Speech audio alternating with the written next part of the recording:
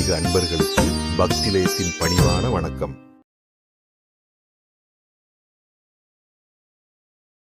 ஒருவர் 7 ஜென்மங்கள் தொடர்ந்து புண்ணியம் செய்திருந்தால்தான் அவர்களுக்கு ருத்ராட்சமே கிடைக்கும்.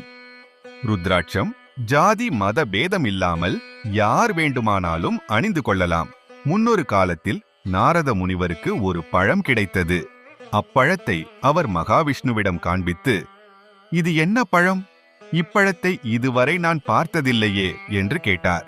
அதற்கு மகாவிஷ்ணு, நாரதா, பூர்வ காலத்தில் திரிபுராசுரன் என்ற அரக்கன் இருந்தான். அவன் சர்வ வல்லமை படைத்தவனாகவும் பிரம்மனிடம் வரம் பெற்றவனாகவும் இருந்தான். அந்த கர்வத்தினால் சர்வ தேவர்களையும் துன்புறுத்தினான். அப்பொழுது தேவர்கள் அனைவரும் என்னிடம் வந்து அந்த அரக்கனை அழிக்குமாறு வேண்டினார்கள். அந்த கர்வத்தினால் சர்வ தேவர்களையும் துன்புறுத்தினான். அப்பொழுது தேவர்கள் அனைவரும் என்னிடம் வந்து அந்த அரக்கனை அழிக்குமாறு வேண்டினார்கள். நானோ அனைவரையும் அழைத்துக் கொண்டு சிவபெருமானிடம் முறையிட்டோம். அப்பொழுது சிவபெருமான் தேவர்கள் அனைவரின் சக்தியையும் ஒரே சக்தியாக மாற்றி ஒரு வல்லமை படைத்த ஆயுதம் ஒன்றை உருவாக்கினார். அந்த ஆயுதத்தின் பெயர் அகோரம் என்பதாகும். திரிபுராசுரனை அழித்து தேவர்களை காக்க கண்களை மூடாமல் பல 1000 வருடம் அகோர அஸ்திர நிர்மாணத்திற்காக சிவபெருமான் தவத்தில் ஆழ்ந்தார். அப்போது 3 கண்களையும் இமைக்காமல் தவம் செய்ததால் அவர் கண்களில் இருந்து கண்ணீர் சிந்தியது. அந்த கண்ணீர் பூமியில் விழுந்து ருத்ராட்ச மரமாக உண்டானது. அந்த ருத்ராட்ச மரத்தில் இருந்து விழுந்த பழம்தான் இது என்று மகாவிஷ்ணு நாரதரிடம் கூறினார். ருத்ராட்சம் அணிபவரை பரமேஸ்வரன் கண் போல காப்பாற்றுவார். எனவே அனைவரும் கண்டிப்பாக 5 முகம் கொண்ட ஒரு ருத்ராட்சமாவது எப்போதும் அணிந்திருக்க வேண்டும்.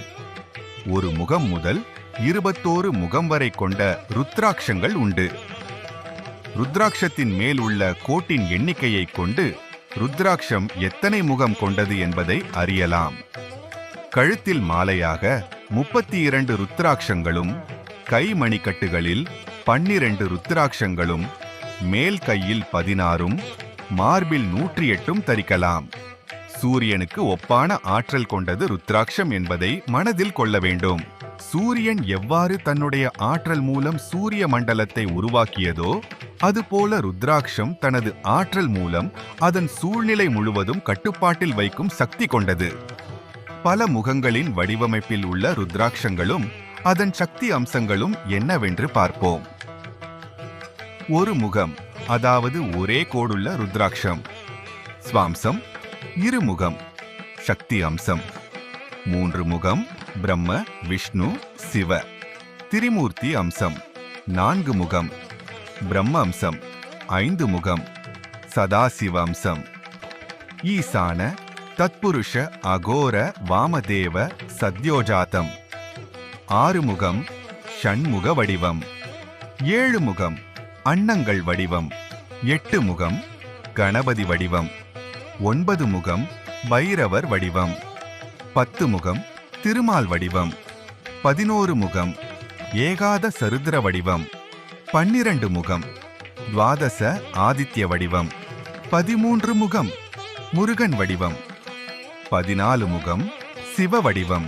புண்ணிய நதிகளில் நீராடும் போதும், தானங்கள் கொடுக்கும் போதும், சிவமந்திரங்களை ஜபிக்கும் போதும், ஹோம பூஜைகளின் போதும், தெய்வங்களை ஆராதனை செய்யும் போதும் மிக நிச்சயமாக ருத்ராட்சம் அணிந்து கொள்ள வேண்டும் என ஜாபால உபனிஷத் உரைப்பதாக புருஷார்த்த பிரபோதம் கூறுகின்றது.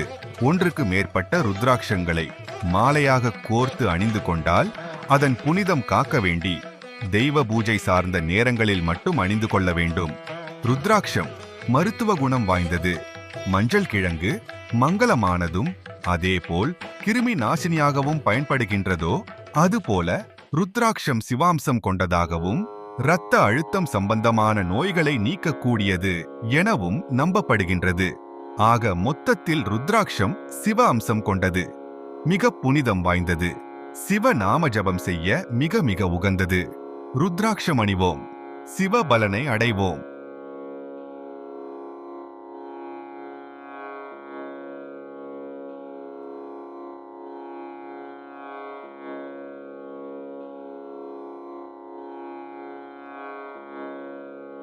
பக்திலயம் சேனலை சப்ஸ்கிரைப் செய்து புதிய வீடியோக்களை உடனுக்குடன் பெற்றிடுங்கள்.